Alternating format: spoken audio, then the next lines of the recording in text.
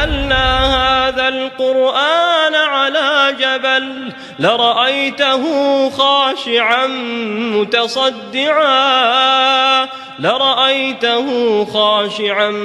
متصدعا من خشية الله وتلك الأمثال نضربها للناس لعلهم يتفكرون. Bismillahirrahmanirrahim. Assalamualaikum warahmatullahi wabarakatuh. Selamat datang ke channel saya, Gelora Mistik. Okey, jadi seperti biasa, kan anda tahu tentang Gelora Mistik ni akan membawakan kepada anda pengalaman-pengalaman misteri, pengalaman-pengalaman seram dan juga pengalaman-pengalaman mistik. Okey, jadi sebelum tu, apa khabar korang semua? Semoga korang semua berada dalam keadaan sihat, sejahtera di samping insan-insan tercinta. Okay? Dan saya doakan juga semoga korang yang menonton video saya ni dipermudahkan segala urusan dan dipermudahkan segala urusan yang pertama dan dilapangkan rezeki seluas langit dan bumi, insya-Allah. Okey, jadi ingin saya ingatkan apa sahaja yang bakal dikongsikan dalam channel Gelora Mistik ini, ingat, ia adalah sekadar perkongsian. Tidak ada kena-mengena sama ada yang masih hidup ataupun telah mati. Dan ingat, channel Gelora Mistik ini dan apa sahaja cerita yang bakal diceritakan, ia hanyalah sekadar hiburan misteri anda. Okey, jadi pada minggu ini saya ada 3 cerita yang ingin saya sampaikan kepada anda semua. 3 cerita dan cerita ini berkaitan tentang makhluk yang sama. Ya, cerita ini saya dapatkan daripada 3 orang, 2 lelaki dan 1 orang perempuan. Okey, cerita ini berkaitan apa? Nak tahu cerita apa? Kita tonton. Harap korang dapat tonton cerita ni daripada mula sampai habis, insya-Allah. Okey. Jadi ingin saya ceritakanlah sikit apa yang nak dikongsikan ni. Cerita yang pertama disampaikan oleh seorang yang bernama Bob. Yang mahu digelarkan dirinya Bob. Dan orang yang kedua bernama Faizal. Orang kedua bernama Faizal dan yang ketiga bernama Nabiha. Okey, jadi nak tahu cerita ni cerita apa? Okey, kita mulakan dengan kisah yang pertama. Okey guys, sebelum saya ceritakan kisah yang pertama ni, jangan lupa bagi mereka yang baru saja menonton video saya ataupun pertama kali tersinggah dalam channel saya ni, apa lagi guys, jangan lupa share, like dan subscribe. Jangan lupa juga korang tekan tombol loceng tu. Untuk apa guys? Supaya korang tak miss ataupun korang tak terlepas cerita-cerita baru daripada channel Gelora Mistik ini. Okey, jadi kita pergi pada kita teruskanlah dengan cerita yang pertama tadi yang disampaikan oleh seorang lelaki yang mahu digelarkan dirinya Bob. Bukan nama sebenar. Okey, jadi dia macam ni. Pengalaman dia ni berlaku pada tahun 90-an. Tak diberitahu secara detail lah, cuma dia beritahu sini 90-an. Okey, jadi benda ni, dia ni, si Bob ni merupakan seorang yang bekerja di pasar burung. Pasar burung mana tak dibagi tahu pula kat mana, pasar burung kat mana dia tak ada bagi tahu. Cuma dia ni ialah orang yang bekerja di pasar burung. Orang kata apa, butcher, pemotong daging, orang yang menjual daging di pasar burung. Jadi si Bob ni, dia ada seorang adik tau. Dia ada seorang adik dia perempuan yang membantu dia lah bila kalau macam contoh orang tak cukup ke ataupun memang sibuk pada waktu-waktu tertentu yang agak sibuk kan. Jadi adik dia ni akan bantu dia. Dan adik si Bob ni ada satu kelebihan. Apa kelebihan dia? Kelebihan adik si Bob ni yang saya gelarkan Ika lah, Ika. Ika bukan nama sebenar juga. Okey, adik si Bob Ika ni, dia ni ada satu kelebihan di mana dia boleh nampak benda yang tidak boleh dilihat oleh mata kasar manusia biasa. Detail lah tu saya bagi tahu. Maknanya dia boleh nampak, orang kata apa, makhluk-makhluk alam sebelah. Okey. Jadi cerita dia bermula macam ni. Si Bob ni, dia memang, dia waktu berniaga dia daripada, orang kata apa, daripada pukul 11 pagi sampailah ke 9 malam. Dan ke 9 malam. Jadi tak ada benda yang pelik pun. Cuma dia ni bila dia jual daging ni, pada biasanya setiap hari bila time waktu dia nak tutup kedai, waktu dia nak tutup kedai dah, maknanya dah hujung-hujung, dah dalam pukul 8.30, 8.30, 8 suku mungkin macam tu kan, akan datang seorang makcik, akan datang seorang makcik yang datang pada dia dan dia akan cakap, "Dek, bagi makcik 5 kilo daging." Makcik ni beli daging setiap hari 5 kilo tanpa miss. Maknanya setiap hari mesti makcik ni akan beli daging 5 kilo setiap hari. Korang mesti tanya, apa yang peliknya 5 kilo? Biasalah orang beli daging, kan? Yang 5 kilo daging tu tak pelik. Yang peliknya, bila dia potong daging tu kan ada, kalau kita pernah tengok, kalau korang semua pernah pergi pasar burung, kalau tengok orang potong-potong daging lembu tu kan ada macam darah-darah. Kita nampak kalau dia potong kan ada yang darah-darah yang dalam bekas apa semua tu. Makcik tu bila dia beli daging, dia nak sekali dengan darah-darah daripada daging tu. Jadi yang orang kata apa, si Bob ni dia rasa macam, belum pernah lagi ada orang yang beli daging, orang kata apa, beli daging ni dengan darah-darah dia sekali. Jadi orang macam, kenapa makcik ni? Tapi dia pun tak nak bertanya banyak, sebab alhamdulillah lah makcik ni dah jadi regular customer dia. Tiap-tiap hari tak pernah miss. Walaupun makcik tu setiap hari minta dia daging beserta dengan, orang kata apa, darah tu tadi, si Bob ni tak pernah tanya. Okey, si Bob ni tak pernah tanya. Jadi setiap hari macam tu lah dia beli. Tapi yang si Bob ni, dia dalam hati bertanya juga tau, kenapa makcik ni beli darah ni, dia nak buat apa kan? Walaupun dia tak, orang kata apa, dia tak pernah lah bertanya secara terang-terangan pada makcik tu, kenapa makcik tu nak sekali dengan darah-darah daging tu. Tapi dia macam, dia tertanya tau, kenapa pula lah makcik ni beli daging dengan darah? Apalah yang dia buat kan? Tapi dia nak tanya, takut seram pun ada, rasa segan pun ada. Jadi dia abaikan. Jadi satu hari ni, waktu tu si Bob ni tak ada.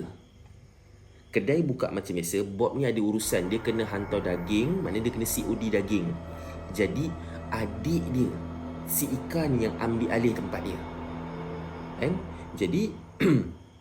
Jadi adik ni jual lah macam biasa kan. Jadi masa sedang, orang kata apa, sewaktu Bob ni pergi hantar daging kan, hantar COD, cash on delivery, pergi hantar kepada customer, dalam pukul 8.45 lebih kurang macam tu, tiba-tiba adik dia ikan telefon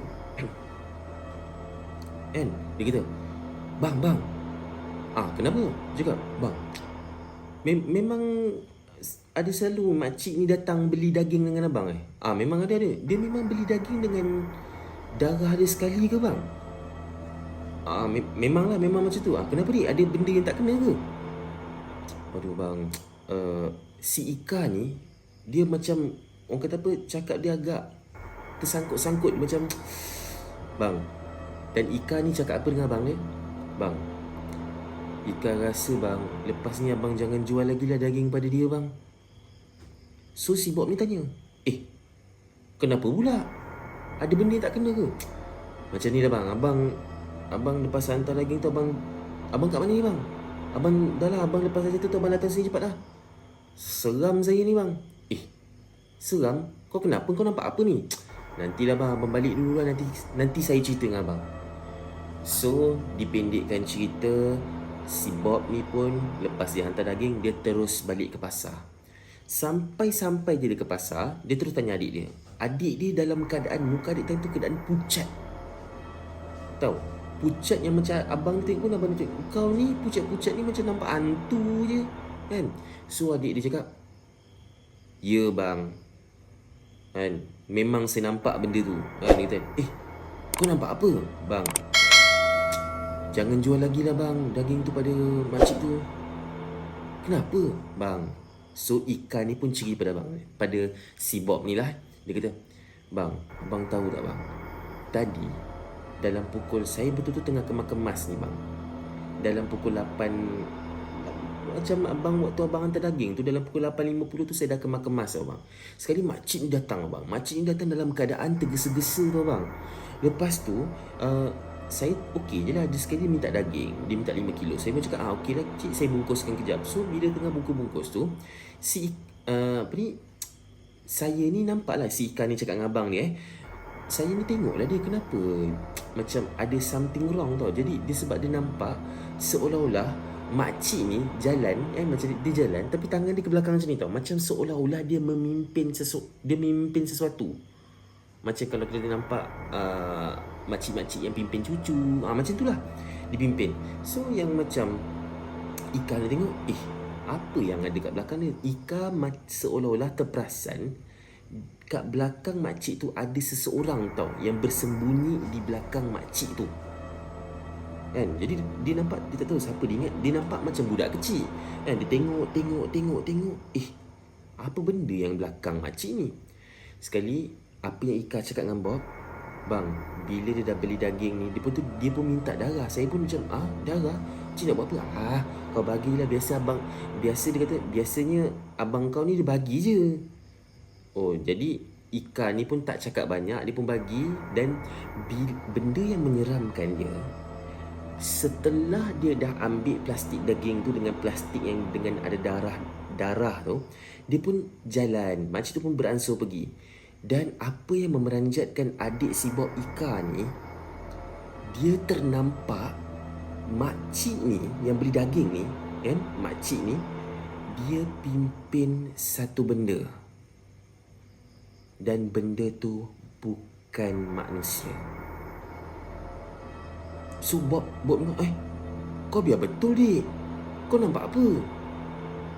Bang, saya rasa bang, benda yang makcik tu pimpin tu polong bang.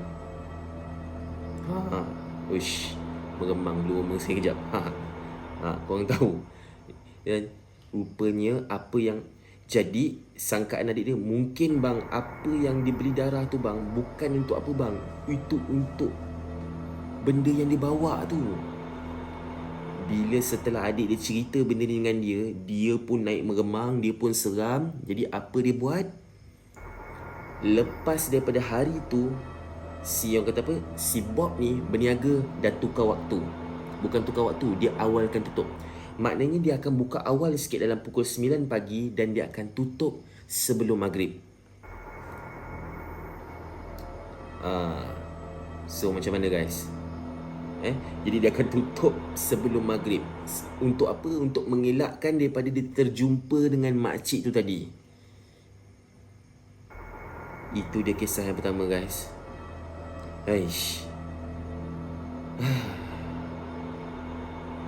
Saya tiba-tiba berdebar pula dada. Seram je, tiba-tiba seram. Okay guys, itu kisah yang pertama. Jadi apa pandangan korang? Kalau korang ada kisah yang lebih kurang sama dengan saya, ataupun kisah saya pula, kisah si Bob ni, korang boleh tulis, boleh komen di ruang komen di bawah. Okay, jadi tanpa membuang masa, so minggu ni saya tak nak macam minggu lepas lama sangat pula cerita dia. Nak 3 cerita sampai nak dekat 1 jam. Jadi kali ni, minggu ni saya akan cuba pendekkan. Kita akan cerita 3 juga kisah, tapi saya akan cuba compact-compactkan. Dan saya nak tengok respon daripada korang macam mana. Atau mungkin korang nak lebih berminat pada cerita yang pendek-pendek ni, ataupun korang lebih berminat dengan cerita minggu lepas. yang pasal saya kata kisah 3 gadis tu. So nanti korang boleh komen juga di ruang komen di bawah. Okey? Okey. Kita teruskan dengan kisah yang kedua.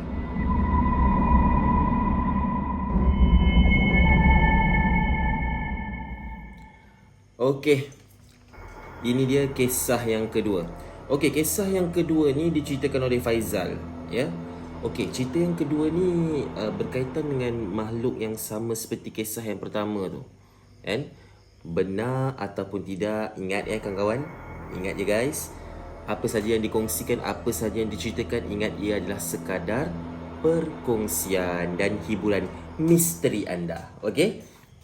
Okey, jadi kita ke kisah yang kedua. Okey, kisah ni diceritakan oleh seorang lelaki bernama Faizal. So Faizal ni, apa yang diceritakan, Faizal ni orang kata apa, sekarang umur dia dalam 40 lebih lah. Dah 40 lebih. Dah nak masuk 50 dah pun. So Faizal ni cerita tentang waktu muda dia. Kisah di zaman muda dia, orang kata apa, zaman orang kata apa, kalau kita sebut macam zaman jahiliah lah, zaman yang jahil, yang kurang pengetahuan agama, kurang pendidikan agama, kan. Jadi dia terjebak lah dalam satu ilmu. So macam ni, si Faizal ni waktu muda dia, waktu muda dia ni ada menuntut ilmu yang salah. So dia, ilmu dia memang ilmu, senang kata kita kalau kita panggil ilmu-ilmu yang melibatkan jin, syaitan dan iblis ni ialah melibatkan ilmu hitam lah, kan.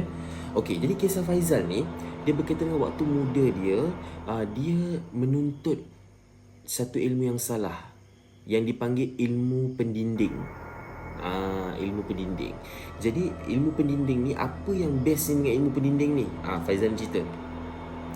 Dia kata ni, tapi sekarang ni alhamdulillah lah, dia dah bertaubat, dah insaf, alhamdulillah.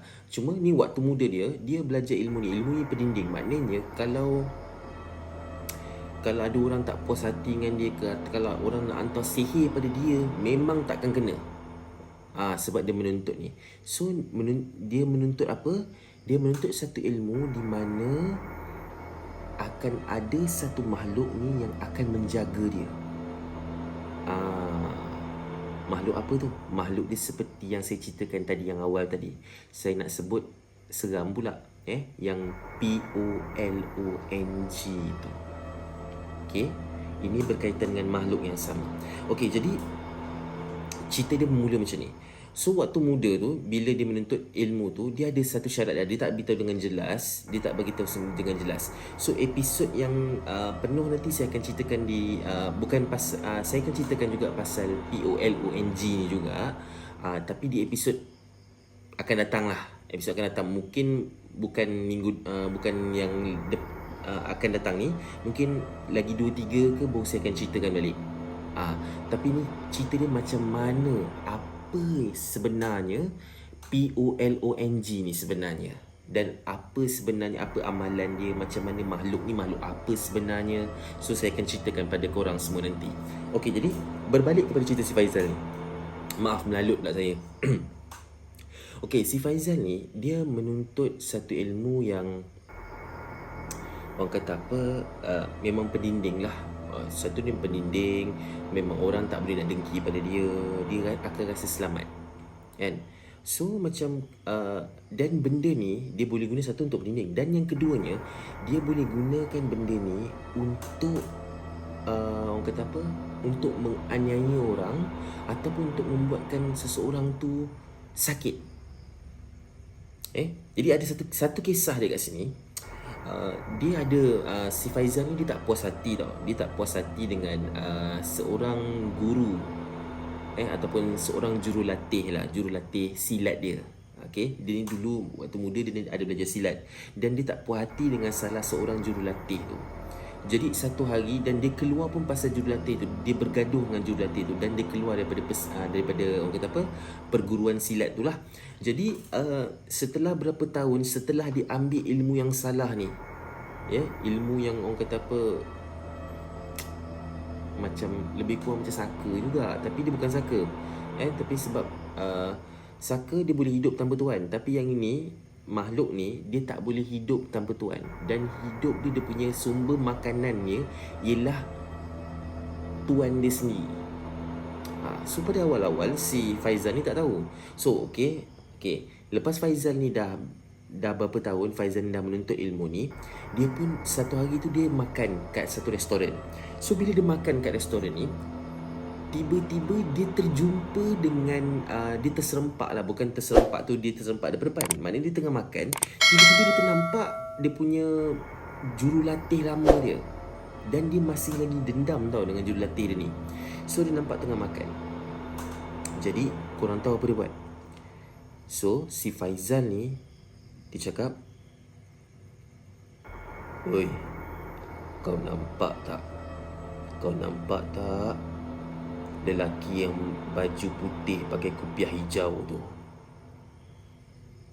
Kau pergi kat dia, kau bagi dia tersedak bila time tengah makan." Itu dialog dia, itu dialog yang dia kasih. Okay, jadi sedang yang jurulatih dia ni, yang bekas jurulatih silat dia ni tengah makan, tiba-tiba tengah makan ni, tengah makan, tiba-tiba tersedak betul saya. Sebab apa tersedak? Dia terasa tiba-tiba ada orang tolak dia punya leher ni. Tengah-tengah makan ni ada orang tepuk dia dari belakang. Dan dia yang jurulatih tadi, dia tu dari belakang. Siapa pula yang tepuk aku ni? Sampai macam tu. Dan time tu si Faizal, dia ketawa. Sekarang baru kau tahu ilmu aku lagi tinggi daripada ilmu kau. Itu apa yang diceritakan pada saya. Itu orang kata apa? Itu orang kata apa? Part 1 lah. Itu macam ni antara kisah dia. Okey, kisah yang kedua, kakak si Faizal ni, ni dah mula dia dah ni tau, dia dah mula benda ni efek pada dia. Okey, ni kakak si Faizal ni pelik. Dia cakap si Faizal ni bukannya orangnya ni tak handsome. Orang ni orang kata apa, handsome, ada rupa. So macam kerja pun bukan kerja yang cokia-cokia, orang kata apa, kerja pun kerja yang bagus, gaji besar. Jadi macam dia pun, yang kakak ni cakap, "Dik, kau ni memang tak ada niat nak berkahwin ke?" So si Faizal ni cakap, "Ada kak, tapi saya pelik lah kak. Saya banyak je perempuan kenal, banyak je perempuan dah suka. Tapi bila dia kenal sikit, tak berapa, seminggu je kenal, terus dia tinggalkan saya. Saya pun tak tahu pasal apa. Bila saya tanya, bila saya WhatsApp, dia tak reply. Bila saya call, dia tak angkat. Jadi saya pelik." Jadi yang kakak dia betul, kau ni dah kenapa? Kau ni apa yang kau buat ni? Kau ada belajar benda-benda ilmu salah ke? Itu insting kakak dia lah. So dia kata, "Mana ada kak, kakak ni mengarut je lah." So si Faizal cakap dengan kakak dia macam tu lah. Jadi kakak si Faizal ni pula, dia terus dia cakap dengan seorang orang kata apa, kenalan dia lah, kenalan kakak dia ni. So kakak dia cakap dengan seorang kenalan kakak dia, nama dia Rohaya. Panggil Roy. Jadi Roy ni perempuan bukan lelaki tau. So dia kata, "Roy, kau kan dulu berkenan dengan adik aku kan? Apa kata kau berkawan dengan dia?" So si Roy ni pernah bercinta tau. Roy ni pernah lah, dia pernah suka kat adik si Faizal ni. So si Roy ni cakap, "Aku bukan tak suka dengan si Faizal tu, aku suka pada dia. Tapi hati aku dah tawar hati lah dengan dia." Dia cakap macam tu lah kan. Jadi orang kata apa, si kakak si Faizal ni cakap, "Alah, kau cuba dah lagi." Atas pujuk rayu kakak si Faizal ni. So si Roy ni pun, "Okey lah, aku cuba sekali lagi lah." So dia pun pergi balik pergi balik menjalinkan hubungan dengan si Roy ni. Alhamdulillah okey, semuanya okey. Pada awalnya nampak semuanya okey, nampak macam mesra, okey. Tapi selepas je seminggu, Roy ni hilang tanpa jejak. Bukan hilang apa tak. Maknanya call tak angkat, WhatsApp tak reply. Jadi Faizal pun dia cakap, "Kak, akak tengok kak, si Roy ni pun sama. dia pun dah hilangkan diri kak. So si kakak si Faizal ni macam tak apa nanti akak cuba hubungi dia.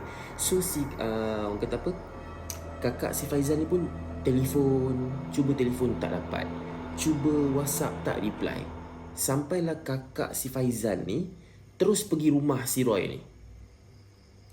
Dan memang kebetulan dia ada kat rumah. So bila dah nampak si Roy ni nampak dah tak dapat nak lari lah, dah nampak ada depan mata kan. Itu dia pun bersalah, dia pun jemputlah si kakak Faizal ni masuk. So si kakak Faizal ni pun masuk rumah, dia pun tanya, kenapa ni Roy? Cuba kau cerita kat aku, kenapa? Aku bukan nak burukkan adik engkau Faizal tu, tapi aku rasa kau kena tahulah, aku mengelak daripada kau supaya aku tak nak besarkan lagi masalah ni, aku tak nak besarkan lagi kes ni. Biarlah aku seorang yang tahu, tapi alang-alang kau dah datang sini, aku ceritalah. Aku rasa lah ni apa yang Roy ni cakap dengan kakak si Faizal aku rasa kau kena pergi tanya adik engkau lah. Aku rasa adik engkau ni ada amalkan ilmu yang salah tau. Dia cakap, kenapa pula kau cakap macam tu? Kakak Faizal ni tanya, kenapa pula kau cakap macam tu? Kau tahu tak kenapa aku larikan diri? Kenapa? Aku hari tu, aku selalu tau, bila aku keluar dengan si Faizal ni, aku selalu ternampak, bila aku tengah jalan mana-mana, ada je seorang perempuan yang muka dia hodoh betul. Muka dia hodoh sangat, dia selalu follow ke mana-mana aku pergi. Memanglah dia tak naik kereta dengan aku, tak. Mana aku pergi dia ada. Kalau aku tengah makan, dia ada kat meja sebelah. Kalau aku pergi tengok wayang, dia ada duduk belakang aku. Kan, aku pernah juga tanya pada Roy. Aku cakap, Roy pula, maafkan saya. Aku pernah tanya pada si Faizal. Si Roy ni cakap pada kakak Faizal, aku pernah tanya pada Faizal, B tak nampak ke ada perempuan ni ikut kita je ni? Lepas tu kau tahu tak Faizal? Kau tahu tak Faizal? Kau tahu tak apa si Faizal cakap? Mana ada, saya tak nampak apa-apa pun, awak ni nampak benda bukan-bukan itulah. Kan banyak sangat tengok cerita hantu. Si Faizal ni cakap macam tu lah dengan si Roy. Kan? Okey, itu tak apa lagi. Yang aku tak dapat tahan dan aku memang ambil keputusan untuk tak nak lagi berhubungan dengan si Faizal ni, ada satu hari tu aku nak balik rumah. Tiba-tiba aku nampak aku terperasan ada perempuan ikut aku. Aku tengok lah, sekali aku nampak perempuan hodoh tu. Perempuan tu terus menunjukkan rupa dia sebenar. Aku pun memang rupa dia sangat hodoh dan sangat menyeramkan. Aku terus lari, aku masuk rumah dan aku demam masa tu. Aku demam beberapa hari bila aku nampak benda tu. Dan bila aku orang kata apa, member si kakak Faizal ni si Roy ni pun bagi tahu kakak Faizal ni, dia pun dah pergi jumpa dengan ustaz. Dia pun dah berjumpa dengan ustaz, dia dah berjumpa dengan orang-orang yang orang kata yang pakar lah tentang benda-benda macam ni, tentang makhluk-makhluk alam sebelah ni, dan semuanya bagi jawapan yang sama. Diorang mengatakan yang si Faizal ni ada bela sesuatu. Bela apa tu? Bela POLONG.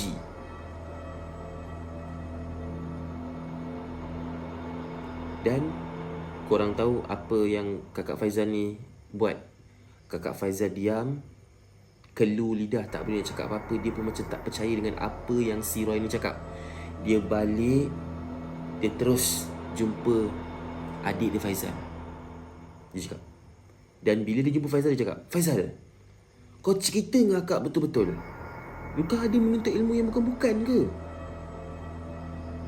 Si Faizal ni berdolak dalil lah macam-macam, nak bagi alasan ni kan. Dan lupa saya nak bagi tahu, si Roy ni ada bagi tahu kakak Faizal. Dia kata antara salah satu tanda kalau orang ni ada bela benda Allah ni kan, POLONG tu kan, tubuh dia semakin lama dia akan semakin kurus. Sebab apa? Sebab makanan benda Allah yang menjaga, yang menjadi pendinding dia tu makan hisap darah tuannya sendiri, dan tuannya tak akan perasan. Maknanya tak perasan tu bukan tak perasan darahnya dihisap, bukan. Dia tak akan perasan yang diri dia tu bertambah makin lama makin kurus. Dan Bila dia balik tu, betul kakak Faizal nampak. Kau ni, kalau kau tak belajar benda yang bukan-bukan, ilmu yang bukan-bukan, si kakak Faizal ni cakap dengan Faizal, Kenapa akak tengok engkau ni badan kau makin lama makin kurus? Time tu Faizal tersedar. Mana ada kak? Kau tengok balik cermin. Dan Faizal bila tengok cermin, kak saya tengok macam biasa je. Ini ialah masalah orang yang ada ilmu-ilmu macam ni guys. Dia nampak diri dekat cermin macam biasa je. Cuma orang yang akan perasan tau perubahan pada diri dia. Dan setelah macam tu, setelah diceritakan tu, dia pun mengakulah. Hujung-hujung Faizal ni pun mengaku pada kakak dia. Dia kata, ya kak, saya ada belajar benda Allah ni, saya ada belajar ilmu bla bla bla macam ni lah. Dia cerita dengan kakak dia A sampai Z lah kan. So kakak dia pun istighfar panjang. Astagfirullahalazim, kau taubat Faizal, bertaubat Faizal, sebelum benda ni makan diri kau. Itu nasihat akhir kakak ni. Lepas tu kakak dia pun terus datang nak ambil tahu lah pasal dia. Okay. Dan Faizal, yang membuatkan dia berubah ialah apabila ada satu majlis tu macam reunion. So semuanya bergambar lah, ambil gambar. Dan kawan dia tu ambil gambar dengan dia.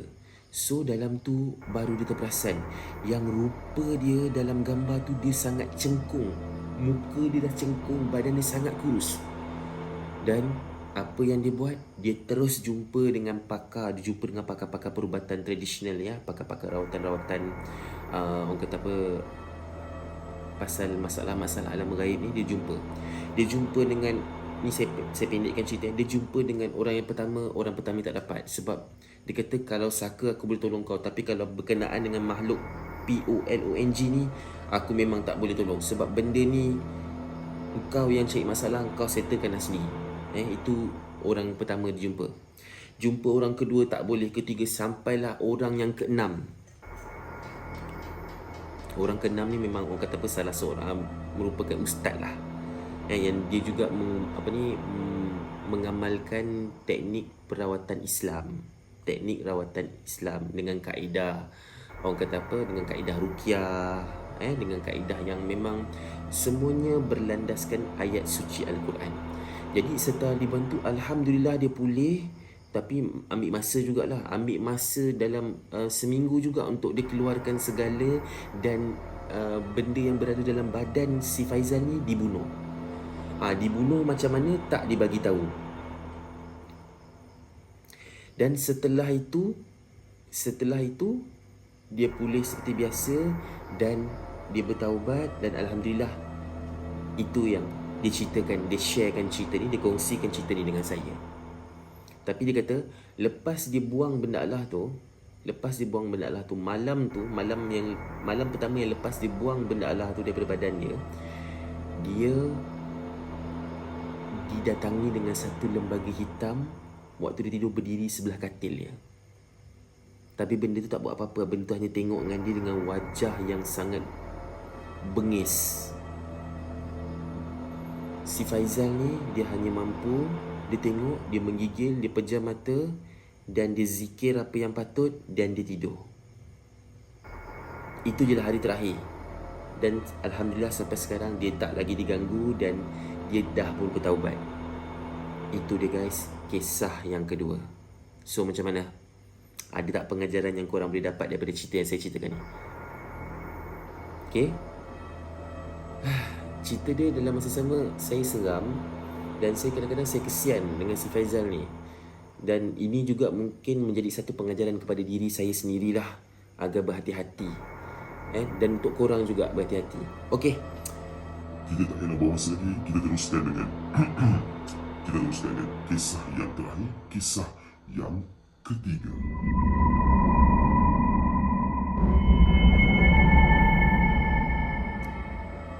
Okey guys, ini dia kisah yang terakhir untuk video kali ini, kisah yang ketiga. So kisah ketiga ni disampaikan oleh Nabiha lah, dia bagi sini Nabiha. Jadi saya nak sebut Nabiha tu macam panjang sikit, so saya ringkaskan nama dia Biha. Okey, macam ni. Kisah Nabiha ni, kisah yang ni yang terakhir ni pendek je, berkaitan dengan makhluk yang sama juga. Cuma Nabiha cerita ni, pengalaman ni bukan pengalaman dia sebenarnya. Ni pengalaman yang keluarga dia memang tahu. Pengalaman ni dialami oleh pak cik dia sendiri. Okey. So apa yang diceritakan? Okey. Pak cik Bihar ni, pak cik Bihar ni kita panggil dengan pak cik Lan pak cik Lan. Okey. Pak cik Lan ni, ni kisah Bihar. Pak cik Lan ni ialah seorang pak cik dia. Pak cik dia ni pula seorang yang sangat garang. Digambar kat sini saya nak bagi korang faham yang pak cik dia ni seorang yang sangat garang. Kurang bercakap. Tak berapa mesra tapi sangat tegas, sangat garang. Kalau dia bersuara tu, kalau contohlah tengah macam kata adik-adik beradik berkumpul, contoh time raya ke apa kan, kalau berkumpul ke apa, kalau dengar dia bersuara ke, semua terus diam. Nak tunjukkan betapa garangnya. Kalau tengah apa-apalah, tengah dia bersuara, dia jeling sikit dia, memang mana-mana yang anak-anak saudara nakal ni, kalau dengan orang lain macam degil lagi. Tapi kalau dengan Pak Cik Lan ni, memang dia akan diam. Betapa garangnya. Jadi Bihar bagi tahu kat sini, jadi Bihar ni dia tengok Pak Cik dia, kenapa Pak Cik dia garang sangat kan? Dia kata tak apalah. Dan ada benda yang membuatkan dia tertanya-tanya. Yang pertama dia, yang Bihar ni dia bagi tahu, dia tak pernah nampak yang Pak Cik dia ni, Pak Cik Lan ni solat. Dia tak pernah nampak solat. Jadi bukanlah memanglah dia bukan satu rumah dengan Pak Cik Lan ni. Cuma setiap kali macam contoh kalau berkumpul ahli keluarga semua, berkumpul adik-beradik kan, Pak Ngah dia, Pak Long, Pak Ngah kan, Mak De, Pak De kan, semua ni berkumpul kan, Pak Usu apa semua berkumpul. Dan kadang-kadang bila waktu maghrib dia orang akan solat berjemaah tau. Waktu-waktu yang wajib lah biasanya dia akan berjemaah. Zuhur, Isyak, dia orang akan berjemaah lah kat dalam rumah tu, rumah kampung besar. So dia orang akan sembahyang berjemaah. Dan si Bihar ni tak pernah nampak. Dan bila time tengah solat tu je, nanti Pak Cik Lan ni akan keluar daripada rumah, dia akan keluar, dia isap rokok kat depan rumah, ataupun dia pergi ke mana-mana, dia akan buat hal lain, dia tengok TV ke, ataupun dia masuk bilik kan. Jadi pelik. Yang Pak Cik Lan ni pula sampai umur dah 45 tahun pun masih belum ada isteri. Dan bila benda Allah ni, so Bihar ni dia tanyalah pada dia tanya pada mak ayah dia. Dia kata, "Mak, Pak Cik Lan tu memang tak pernah kahwin ke?" So dia tanyalah, kenapa Pak Cik Lan tu tak solat? Kenapa dia tanyalah kenapa garang sangat apa semua. So rupanya mak ayah dia pun ceritalah benda yang sebenar pada dia. Rupanya Pak Cik Lan ni ada bela POLONG. Polong. Okay guys, Pak Cik ni ada membela benda Allah tu. Dan disebabkan itulah, kalau korang boleh rujuklah kat Google ke, ataupun korang boleh tengok mana-mana blog ke, memang kalau orang yang ada bela benda Allah ni, dia memang tak ada isteri. Dan memang untuk dia ada hubungan dengan perempuan, untuk perempuan biasa, memang tak ada harapan. Sebab pastinya benda Allah yang ada pada dia tu akan halang. Okay, sehinggalah okay, saya pendekkan cerita. Setelah bertahun 2-3 tahun selepas itu, Pak Cik Lan ni Bihar satu keluarga dapat kabar berita yang Pak Cik Lan ni nazak. Jadi semuanya balik kampung. Tapi yang mengerikan, yang menyeramkan, yang menjadi misteri, Pak Cik Lan ni tak boleh nak dia macam susah nak meninggal. Maafkan saya, dia bukan meninggal. Dapat berita yang dia ni nazak tadi tu sorry kalau saya salah cerita. Takut salah sebut awal tadi. Okay, jadi semuanya balik tengok dia dalam keadaan nazak. Berminggu-minggu nazak dia, sehingga 2 minggu. Dan minggu ketiga barulah arwah Pak Cik Lan tu meninggal. Okay guys, jadi bila dah jadi macam tu, jadi orang kata sebab apa? Sebab benda dia sebenarnya bila ada ada ustaz yang datang cuba tengok keadaan Pak Cik Lan ni masa dia dengan Azhar. Pak Cik Lan tu cakap, Pak Cik Lan lah, ustaz tu cakap, dia ni sebenarnya kalau ikutkan dah meninggal. Tapi yang sekarang nampak meronta-ronta ni bukannya Pak Cik Lan, tapi khadam Pak Cik Lan, ataupun senang kata nak saya fahamkan, benda yang berada dalam badan Pak Cik Lan tu, POLONG tu. Jadi benda ni, cerita ni tak panjang, cerita ni pendek je. Jadi benda ni jadi pengajaran pada dia. Dan dia pun, orang kata apa, kenapa dia nak ambil tahu, sebab bila dia tengok keadaan pakcik dia macam tu. Dan pakcik dia ni, lupa dia saya beritahu, pakcik dia ni sangat kurus. Sangat kurus. Jadi benda-benda ni semua membuatkan dia rasa, dia tengok macam tanda-tanda orang yang bela tu ada. Jadi itu dia kisah yang ketiga. Pendek je kan? So macam mana guys? Kisah Bob tadi, kisah Faizal dan kisah Biha. Kisah Biha paling pendek lah. So pengajaran lah pengajaran untuk saya kongsikan lah. Tak perlulah saya sebut satu-satu, tapi saya bagi secara keseluruhan. Yang pertama, untuk orang-orang muda, untuk korang semua yang mana muda-muda, yang umur baru belia, baru kata apa, baru lepas sekolah ataupun dalam 20 lebih, bawah 30 ke, ingat, nak menuntut ilmu boleh, tapi pastikan ilmu korang tu ilmu yang bermanfaat. Okay? Janganlah nak tuntut ilmu pelik-pelik, pelindung ke apa. Ingat kan, kita ni semua ni berlindung. Kalau kita nak minta perlindungan ke apa, kita minta perlindungan dengan satu tu, Allah Subhanahu Wa Taala. Okay, bagi kita yang beragama Islam, ingat kita ada Allah. Allah tu yang melindungi kita, bukannya benda-benda Allah tu. Sedangkan benda tu pun Allah cipta. Kita nak minta dengan dia untuk jadi peninding kita, buat apa? Okay guys, itu yang pertama. Okay, pengajaran yang kedua yang saya boleh kongsikan,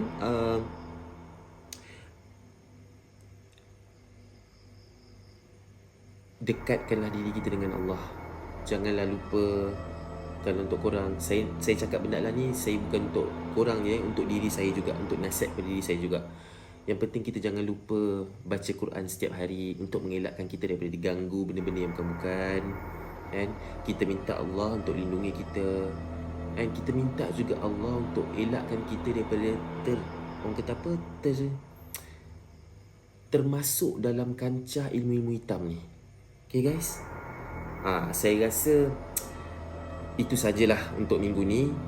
Dan untuk korang, ingat, yang mana belum subscribe, tolong subscribe sekarang. Cepat.